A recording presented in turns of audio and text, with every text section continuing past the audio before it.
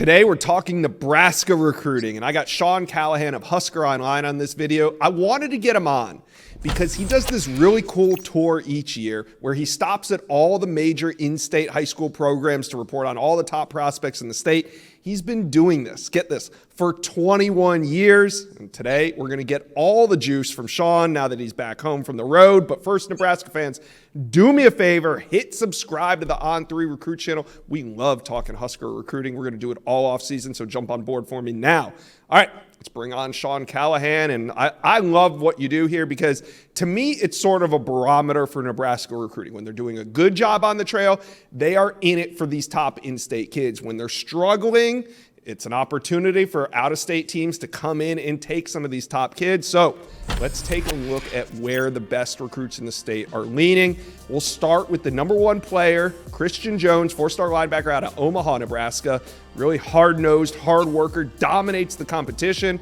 But Sean, you got a lot of teams looking at him because of that. Oklahoma, Notre Dame, Tennessee, Michigan, USC, there's a lot more. Where does Nebraska stand in this one?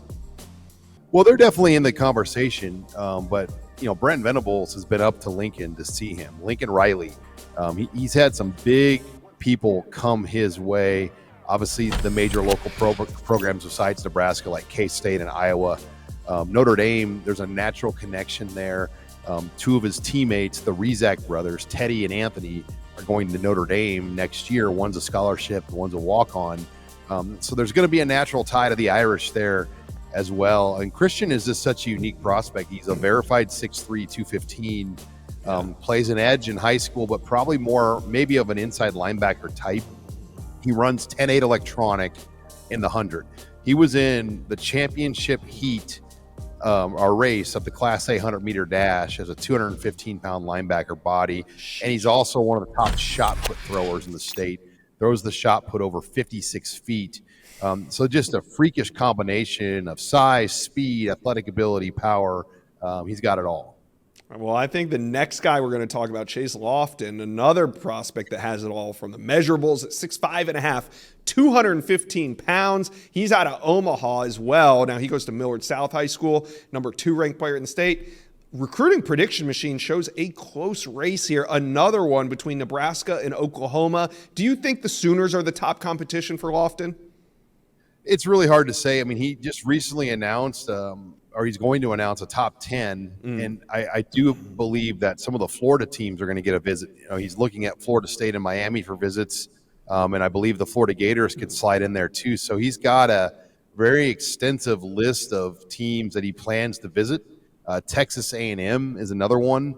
Tight ends are premium positions. And they are. You look at the state of Nebraska, last year alone, I believe they had 3 Power 5 tight ends in the state.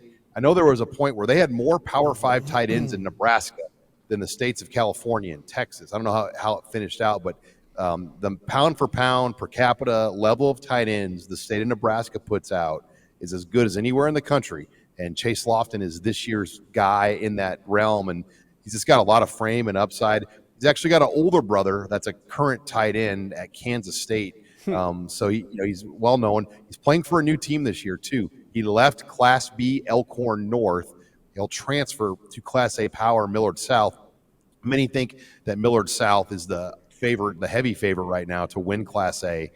They return really their entire team, and then they add Chase Lofton. So they've got 4 legitimate Power 5 players on that Millard South team that's going to open the season in Phoenix, Arizona against Vasha, which is a semifinal team in Arizona. That's going to be one of the more anticipated Nebraska high school games that we've seen in a number of years, to see a Nebraska team travel out to Phoenix and play one of their top teams in the state of Arizona.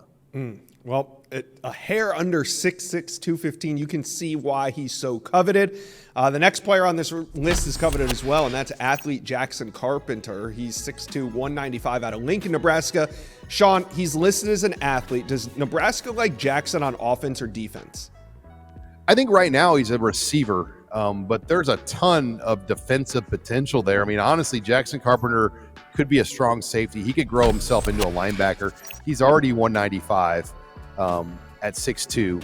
He ran in his very first year of running track in his life. He ran 10.75 electronic as a sophomore, pulled his hammy, wasn't able to run at state. I mean, he's probably going to run in the 10.6s this year. I think that's a safe bet, and he thinks he can push the high 10.5s. 39-inch vertical, just very explosive. Under the radar. His father, Tim Carpenter, was a starting tight end at Nebraska in the 90s on the national championship teams. So a lot of people just assume he's a lock to the Huskers. Do not rule out the Kansas Jayhawks. Lance Leipold and that staff have done a very good job recruiting Jackson Carpenter for the Huskers. All right, the last name that we're going to hit on is another tight end with a huge frame, Ryman Zebert, 6'6.5", 205 pounds, out of Springfield, Nebraska. Number 5 ranked player in the state of Nebraska. How big of a priority is he, and what's the competition here for Zebert? Another guy that, jumps off the page in all categories. I mean, a verified 6'6.5". So, when you just talk about his size, when he walks in the room, immediately gets your attention. The number of teams that came to Springfield, which is a suburb of Omaha, they're not really known as a football program that produces prospects. They're Class C last year. They're going to move up to Class B this year. But Miami was there, Wisconsin, Arkansas, you name it. I mean, they drew a number of Power 5 teams to see him this year, and he's really blowing up. He's going to run in the 400-meter dash. He'll challenge for the state championship. That should get your attention for a guy his size. He expects to run in that 48 to 49-second range in the 400-meter dash as a tight end. So not only a big frame, he can really move. He's a great basketball player as well. So who on this list, we're talking about the top players in the state of Nebraska. If you're a Husker fan, who do you need to dial into? What recruitment do you think is most important of the names we just hit on? They're all important, but I do think the top two, the 2 4-stars between Lofton and Jones, I mean, you'd like to be able to get at least one of those two. I don't know if they can go 2 for 2 there. It's going to be hard because of the competition. We have never seen this many teams come in the state of Nebraska like we have this year. And I think the new January, the way it's changed, if you're an identified 4-star, and you're in an accessible place like Omaha, you're going to just get tons of traffic. And we saw 19 or 20 plus Power 5 programs come into Omaha to look at those guys. In the 20-some years I've covered recruiting in Nebraska, I've never seen anything like that before. To have Lincoln Riley and Brent Venables and high-profile head coaches coming to see kids in Omaha, that got my attention. So I think the competition is going to be really steep for those 2 players. You'd like to think they can get Carpenter and Zebert. I mean, I think those are 2 realistic ones they're going to be able to get. I didn't mention Pierce Blueberry either, but he's a legacy guy on the same Miller North team as current commit Caden Vermas. So it's a really good year. Nebraska has made 8 in-state offers out already. They have 3 of those kids committed. So there's 5 live targets out there they currently have offers to. All right. Well, I know Nebraska fans love tracking that in-state recruiting because, like I said, it kind of is a barometer for how Nebraska's doing on the trail. And Sean does an incredible job of breaking it all down. I encourage you guys all to go to huskeronline.com and go check it out. It's by school. It's really well organized, and it's a great read. So you guys go check it out. And Sean, thanks for stopping by the Inside Scoop today. Thanks, Josh. Thank you for watching this video, and if you enjoyed that, go check out the hundreds of videos that we have on this channel, and also do me a favor, hit subscribe to the On3 Recruits channel.